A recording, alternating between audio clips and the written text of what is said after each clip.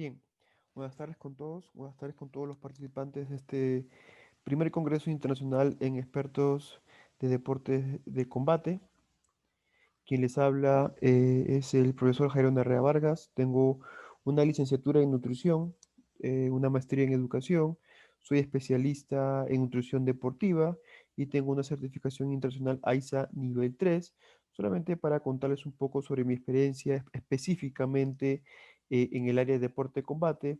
He trabajado a lo largo de 5 a 6 años con deportistas, con diferentes disciplinas de deporte de combate, deportistas que han tenido la oportunidad de competir a nivel nacional como a nivel internacional. A su vez, he podido elaborar dos libros en el cual desarrollo la preparación nutricional en deportes de combate. Antes de iniciar, un gran agradecimiento a todo el equipo de profesionales que está organizando este gran congreso, especialmente a mi gran amigo Rodrigo Merlo. Bien, entonces iniciamos comentando con lo que conlleva a la comprensión de la preparación nutricional en deportes de combate, porque claro está que ya yo creo que ha tomado mucho valor agregado el comprender que la parte nutricional no tan solamente se resume como producto en entregarle una lista con unos alimentos que debe consumir el deportista previo al combate o previo a la actividad deportiva, sino más bien es una etapa en el cual preparamos de la misma forma que se prepara a nivel física, que se prepara a nivel metabólica, que se prepara a nivel psicológica, que se prepara a nivel de riesgos de lesión, tal vez, ¿no? Entonces, esta parte de nutrición también conlleva una preparación, también conlleva aspectos importantes de mi punto de vista, que es lo que el día de hoy voy a detallar, ¿no? De mi punto de vista, yo coloqué en la primera edición del libro, en el 2018, cuatro factores, cuatro dimensiones que, desde mi punto de vista, el profesional de nutrición, es decir, el nutricionista o llamado también nutriólogo, debe de gestionar y debe de ejecutar. ¿Ok? Como decía, no tan solo debemos tener un solo producto de una lista de alimentos que el deportista consume, no. Eso es hacer algo muy simple, eso es hacer algo muy práctico, pero es mucho mejor preparar de forma más global al deportista con el fin de incrementar la probabilidad de éxito de este deportista, no tan solo en una actividad deportiva, es decir, en un torneo, un campeonato, sino en una gran línea de tiempo. Recordemos que actualmente estamos trabajando con jóvenes en deporte de combate que van a tener una vida deportiva, una actividad deportiva que se va a desarrollar por lo menos en 5 años. Decía, de nada me sirve tan solo gestionar una lista de alimentos al que le llamamos dieta, ¿no? Entonces vamos a hablar brevemente de estas dimensiones que contemplo sumamente importantes en el desarrollo de la preparación nutricional. Primero, claro está, cubrir el requerimiento metabólico, hablar sobre la cobertura del requerimiento de lo que requiere la persona, de lo que requiere su organismo, su metabolismo, en función de la tarea específica que va a hacer, que vendría a ser el entrenamiento y después vendría a ser la misma competencia. Pero ojo, aquí menciono requerimiento metabólico y no tan solo menciono requerimiento energético como lo pueden encontrar en muchas guías, muchos artículos, en muchos libros. ¿Por qué? Porque si bien es cierto, nosotros vamos a tener una cobertura de la cantidad de energía que gasta el deportista, es importante entender los sistemas por el cual nosotros le brindamos energía al metabolismo. ¿Ok? No me voy a de repente especificarme este punto para especificarlo, pero quiero que se entienda de que hoy en día ya no tan solo trabajamos con la cantidad de energía necesaria, sino con la manera como utilizar el sistema energético, comprendiendo ese sistema energético. ¿Ok? Y al comprender el sistema energético, lo que estamos haciendo es comprender cómo se comporta el metabolismo. Por lo tanto, ya no es suficiente saber cuántas calorías necesita el deportista, sino cuál es la exigencia metabólica que tiene ese deportista a nivel del sistema energético. En una segunda dimensión vamos o tenemos que evaluar constantemente estos dos conceptos, el concepto de adaptación y de recuperación, porque los deportistas por cada sesión, obviamente planificado con un objetivo específico, tienen que cruzar la barrera de la adaptación. ¿No? Tienen que cruzar la barrera de adaptación, o mejor dicho, la cruzan, es lo que sucede en la realidad. Cruzan la barrera de adaptación y yo debo de evaluar su nivel de adaptación a nivel de la exigencia metabólica. Y este proceso de adaptación lo hace con dos procesos que nosotros rescatamos, como es la alimentación y como es el descanso. La adaptación y la recuperación tiene que ver mucho con la alimentación y mucho con el descanso. Entonces yo siempre debo de vigilar esos procesos de adaptación y esos procesos de recuperación a nivel de tejidos que gasta durante el entrenamiento. Durante esa preparación física siempre, obviamente, hay una gran participación del tejido muscular, tejido conectivo, que nosotros debemos de vigilar y ver el grado de adaptación y el grado de recuperación para poder darle un soporte adecuado desde el punto de vista nutricional a estos dos puntos. Como tercera dimensión tenemos obviamente la composición corporal porque este grupo de deportes compite bajo una modalidad de categoría de peso. Sabemos que como compite por categoría de peso ya no es suficiente tan solo dar con el peso, sino dar con el peso con una composición corporal que se acerque a incrementar la probabilidad de éxito deportivo. Estamos hablando de un incremento significativo de la masa muscular y un descenso significativo también del tejido adiposo o del porcentaje de grasa. Entonces, constantemente debemos de vigilar la composición corporal, aunque no se encuentre en un tiempo cerca de la etapa competitiva. Siempre debe haber una vigilancia y el deporte además debe estar educado en cómo vigilar su peso corporal y en el mejor de los casos vigilar su composición corporal. Finalmente, otro paso fundamental en la preparación nutricional es la educación nutricional.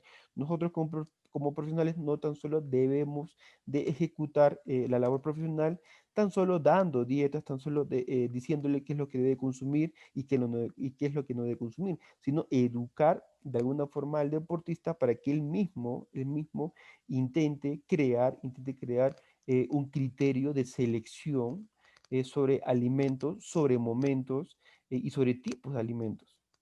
¿Ok? Entonces, esto es sumamente importante. Si estamos trabajando en una línea del tiempo, como hace rato mencioné, por encima de 2 3 4 5 años, si no trabajamos en la educación nutricional, realmente nuestra labor se vuelve mínima. Se vuelve muy práctica, sí es cierto, pero mínima, sí, tal vez ningún tipo de recompensa a nivel del éxito deportivo. ¿Ok? Bien, seguimos entonces. Esto va mucho con lo que hablamos en el primer punto de requerimiento metabólico. Cuando hablamos de requerimiento metabólico, nuevamente, no solamente estamos hablando de requerimiento calórico, ¿ok? No solamente podemos reducir a calorías ingeridas y calorías gastadas, porque si hacemos eso, estamos realmente entorpeciendo la comprensión del metabolismo del deportista. ¿Ok? Cuando nosotros brindamos dietas, por más que sea una dieta que tenga una equivalencia calórica de 3000, no es lo mismo hablar sobre la concentración de carbohidratos, de proteínas, del momento en el cual yo le doy, si es que utilizo suplementos, la cantidad del número de comidas, la frecuencia, la fuente de algún tipo de macronutriente, mismo la composición corporal también es un factor que hace que varíe esta flexibilidad metabólica y así podríamos hablar de muchas variables. Entonces, nuevamente, cuando hablamos de la cobertura metabólica, no solamente estamos hablando de calorías. Los nutricionistas hoy en día ya estamos dejando de trabajar tan solo con calorías, sino con otros puntos de control que me puedan indicar cómo se está comportando el metabolismo del deportista. Aquí, por ejemplo, podemos ver que a nivel de macronutrientes yo he podido recomendar algunos rangos considerablemente grandes, ¿no? Por ejemplo, de carbohidrato, un deportista de combate puede consumir como mínimo 2 gramos por kilogramo de peso hasta 10 gramos por kilogramo de peso. Es un rango grandísimo. Y con esto yo quiero dar a entender que un deportista de combate nunca se encuentra en un rango específico, como tal vez antes en los libros podríamos encontrar ese error. Y es un gran error, ¿no? Es decir, no, los deportistas de combate siempre deben consumir de 5 a 7 gramos por kilogramo de peso de carbohidratos. No, mentira. Hay momentos específicos, como ahora vamos a hablar, y hay rangos específicos. Por lo tanto, el rango es muy amplio porque va a depender del momento. Eso en relación a la cantidad de carbohidratos, en relación a la cantidad de proteínas y en relación a la cantidad de lípidos o grasas, ¿no? Estos son rangos que en base a literatura he podido identificar y también lo he contrastado con la práctica, con el trabajo profesional que he tenido con los deportistas. ¿Ok? El sistema de preparación nutricional que se plantea es en base a 5 pasos. El primer paso no es más que el encontrar, el determinar, el identificar las características intrínsecas que distinguen a la modalidad deportiva dentro de los deportes de combate, porque sabemos que hay diferentes modalidades y cada uno tiene características diferentes. Yo no puedo tratar de decir que un deportista en la modalidad de repente de percusión, como puede ser el boxeo, se comporta de la misma forma que un deportista de dominio, como puede ser la lucha. No puedo decir, por más que se encuentren dentro de una misma categoría que son los deportes de combate. Entonces yo debo de definir, debo de identificar esas diferencias. Importantísimo como primer paso. Segundo, yo debo de evaluar, yo debo de explorar cómo se comporta ese metabolismo en cada deportista. Desde ahí yo considero que hay 4 puntos de evaluación, como es el aspecto fisiológico, el aspecto bioquímico, el aspecto antropométrico o de composición corporal y finalmente el aspecto dietético. ¿Podemos agregar otros aspectos? Sí, claro que está. Claro que sí. Pero para mí estos 4 son los básicos, ¿no? Que debemos de evaluar constantemente. Después de ello, siempre debemos de tener adjunto referencias que me puedan situar ese deportista en qué nivel se encuentra a nivel de las variables que yo he evaluado en el punto 2. Como punto 4, yo hago mi intervención. Yo hago mi intervención sabiendo cuáles son las características de ese deporte, es decir, ese deportista a qué quiere llegar o a dónde quiere llegar. Y obviamente con las variables, la valoración de las variables, yo voy a poder comprender cómo se está comportando y voy a poder comprender cómo yo puedo llevar esas variables a un perfil que se acerque al deseado. ¿No? Eso lo hago mediante una intervención nutricional que se manifiesta con un producto que es la dieta. Es decir, detrás de la dieta, que es el punto 4 hay 3 puntos importantísimos. Finalmente, el punto 5 es el control, que no es más que la revaloración. Nuevamente, hacer una evaluación para ver qué tanto ha variado la variable. ¿Ok? Por ejemplo, si ponemos deporte combate, tan solo definiéndolo, podemos decir que los deportes de combate en general está caracterizado por el conjunto repetidos de golpes tanto de miembro superior como de miembros inferiores en esfuerzos intermitentes que se caracterizan por una alta intensidad y cortos intervalos de descanso. Ahí, aunque ustedes no lo crean, estamos dando una definición metabólica importantísima. ¿Por qué? Porque al decir que se utiliza tanto el miembro superior como el miembro inferior o de repente ambos, desde un punto de vista biomecánico o fisiológico, me está diciendo que, ojo, debo de evaluar el comportamiento muscular, ¿no? Al decir que son esfuerzos intermitentes que se caracterizan por la alta intensidad y intervalos cortos de descanso, me está diciendo, entonces hay que evaluar, hay que evaluar qué tipo de sistema energético predomina en ese esfuerzo. ¿Hasta qué nivel de alta intensidad? ¿Cómo se comporta esa alta intensidad en ese deporte específico? Nuevamente, no podemos decir de que por más que todos pertenezcan a la modalidad de deporte combate, se comportan de la misma forma. Los de dominio, como son la lucha, como son el judo, como son el jiu-jitsu, no es lo mismo a lo de percusión, como son el boxeo, como son el taekwondo, como son el karate, como no son lo mismo de repente a deporte de combate mixtos, ¿no? Donde utilizan percusión como dominio, que puede ser, por ejemplo, el sanda, que proviene del wushu, como puede ser el arte marcial mixto, como puede ser por ahí un poco el muay thai, ¿no? Entonces hay que nuevamente definir muy bien o identificar muy bien el deporte. Por ejemplo, aquí en el boxeo, tan solo por poner un ejemplo, si yo quisiera evaluar el consumo de oxígeno, que sabemos que está asociado a la potencia aeróbica y también asociado indirectamente al suministro de energía que se utiliza durante el esfuerzo, yo debo de conocer en qué nivel se encuentra mi deportista. Hoy en día hay muchas herramientas, muchas técnicas para poder valorar el consumo de oxígeno no tan solo con análisis de gases, ¿no? Hay estudios que han validado con qué otras pruebas de fácil acceso yo podría valorar este consumo de oxígeno. Pero para yo poder evaluar, nuevamente debo de tener una referencia, y una referencia antigua pero válida, una buena referencia de cómo es el comportamiento del consumo de oxígeno en un sparring. ¿cierto? Un combate simulado. Entonces, cuando yo evalúe ese comportamiento, esa potencia aeróbica en mi deportista, puede ver, ah, mira, ese se encuentra según esta población, que es una población competitiva, está por debajo o está por encima. ¿En qué nivel se encuentra? ¿Lo debo de mejorar o no lo debo de mejorar? Que ahora también lo vamos a hablar.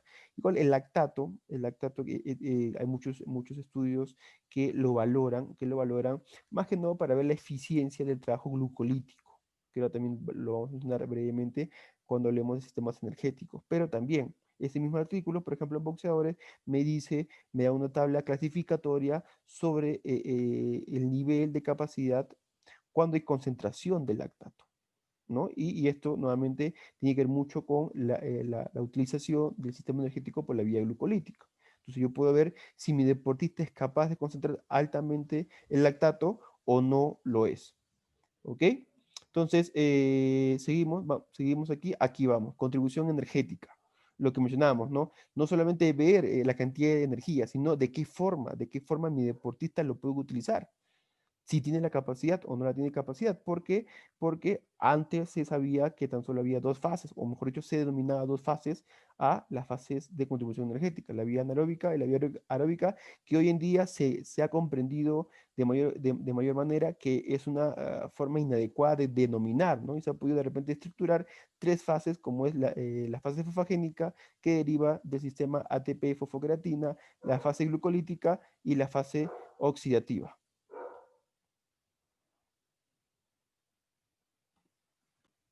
Y estos sistemas energéticos presentan factores que limitan su predominio en la utilización cuando yo hago un esfuerzo, cuando yo hago un trabajo físico, ¿cierto? Obviamente eso cuando estudio la bioenergética lo puedo comprender con mayor profundidad. Y obviamente estos sistemas energéticos están asociados a un sustrato que proviene del alimento, proviene de la nutrición y también están asociados a la flexibilidad metabólica, es decir, a la capacidad metabólica que tenga el deportista, que eso lo va a entrenar.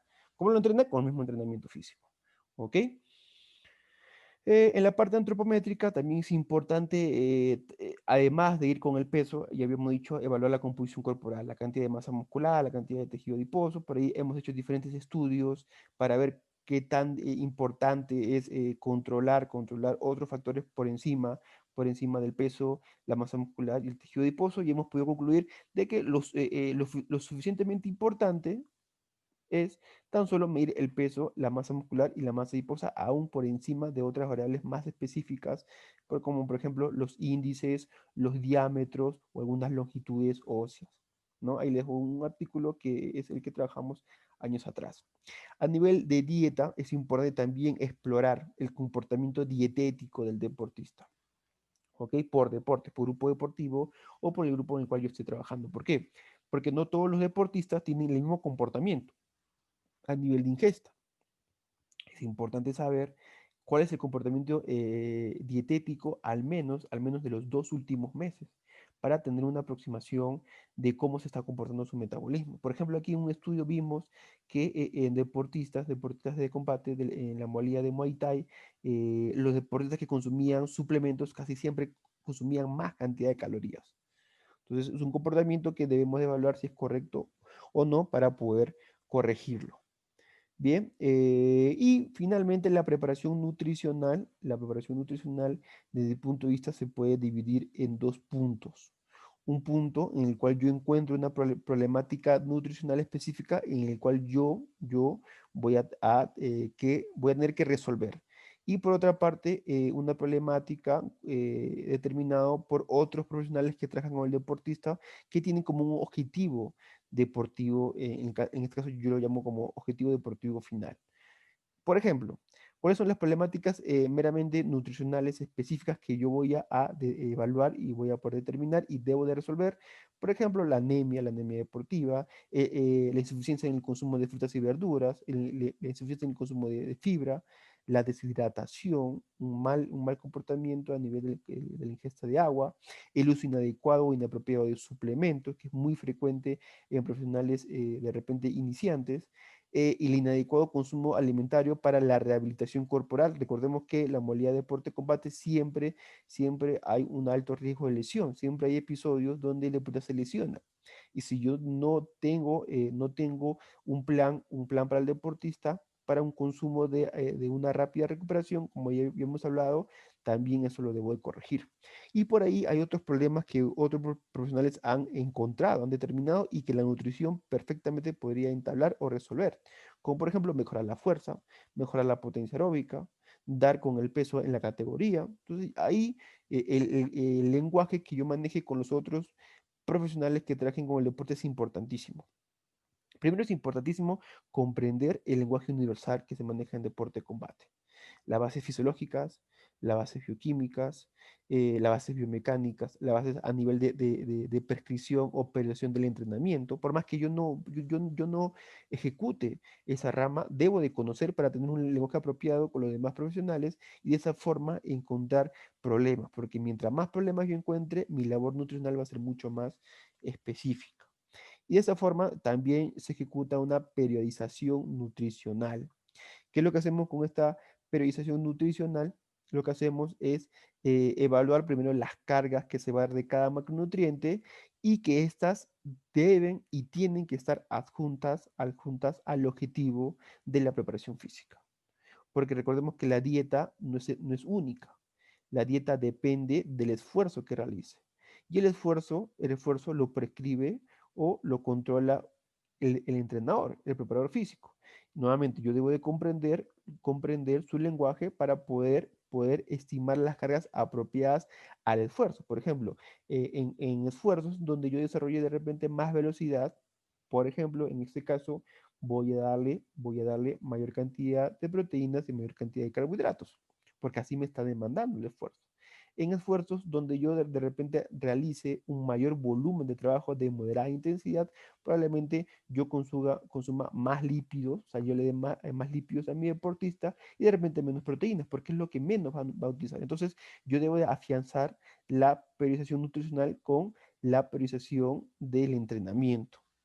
Eso es sumamente importante. Vamos a hablar brevemente de algunos puntos para mí interesantes en cada macronutriente. Obviamente en este corto tiempo no vamos a hablar específicamente de cada macronutriente, pero al menos algunos puntos que yo considero de que ustedes deben de tener siempre presentes. Por ejemplo, el consumo de carbohidratos, reconocer que los carbohidratos es el sustrato energético por excelencia.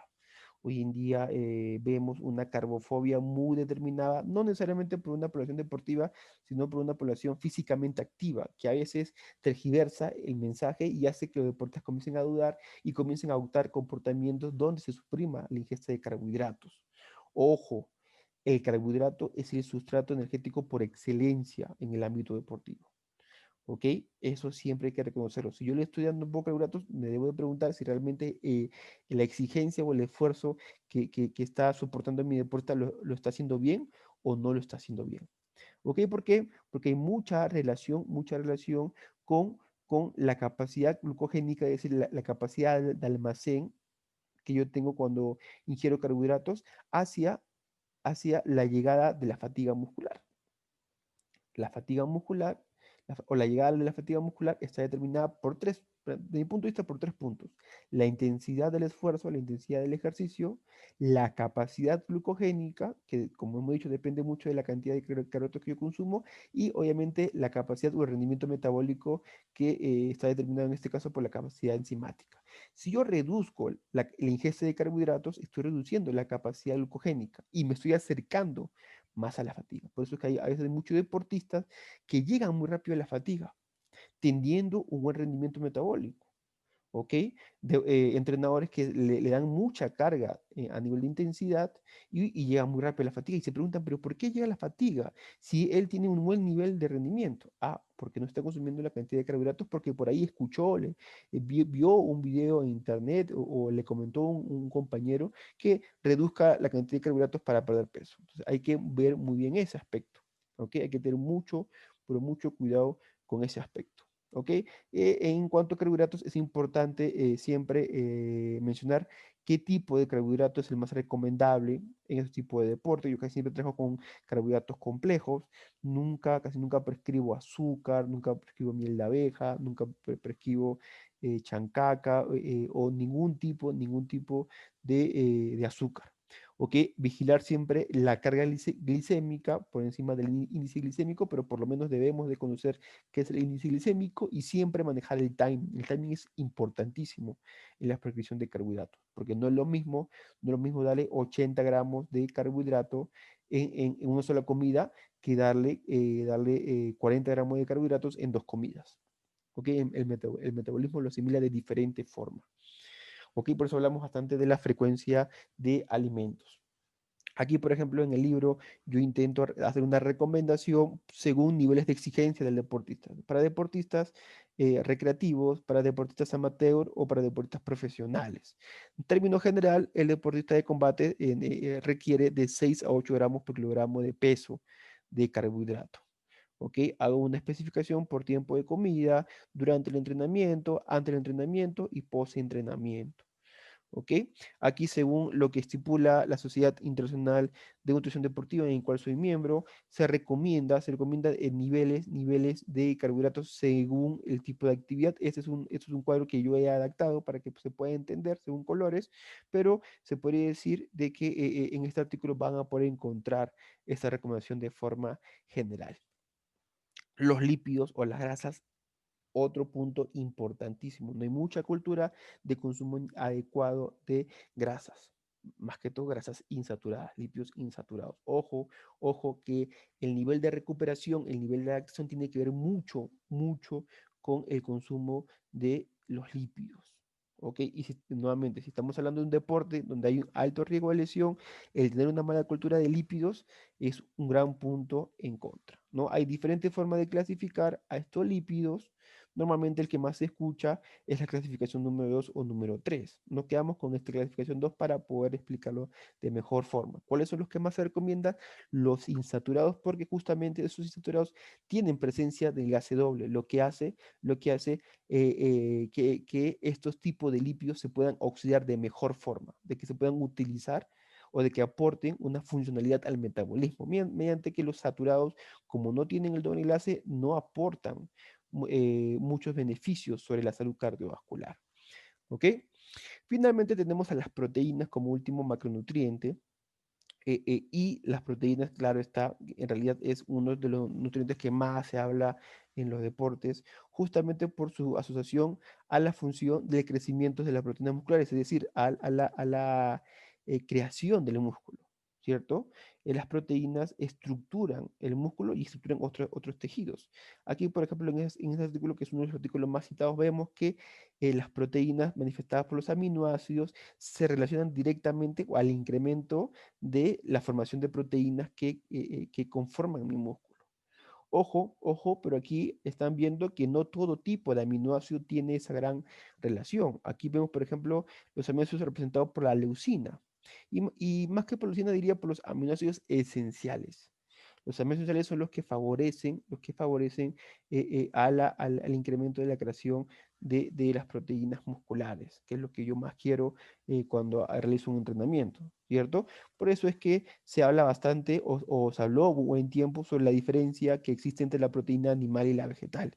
Sí es cierto que la proteína animal yo encuentro mayor concentración de aminoácidos esenciales al respecto a la vegetal.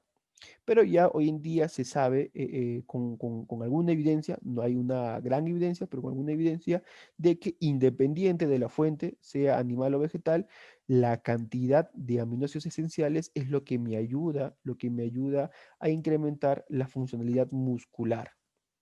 ¿Ok? Entonces, no podríamos decir que tan solo la proteína animal es que me va a beneficiar. Los dos tipos de proteínas me benefician, sabiendo que en la proteína animal encuentro mayor concentración de aminoácidos esenciales respecto a la vegetal, pero si yo, por ejemplo, mezclo de forma adecuada estas proteínas, puedo sin ningún tipo de duda llegar al requerimiento del deportista. Bien, espero de que esta pequeña conversación, esta pequeña información les sirva y yo estoy a disposición de repente de alguna duda que me quieran hacer, me pueden encontrar en redes sociales. Aquí pueden ver mi libro en Amazon, pueden ver mi libro en algún otro portal de web. Es Preparación Nutricional en Deporte de Combate, ¿ok? Y por ahí también voy a dejar mi correo. Hasta una próxima oportunidad. Muchas gracias por su atención.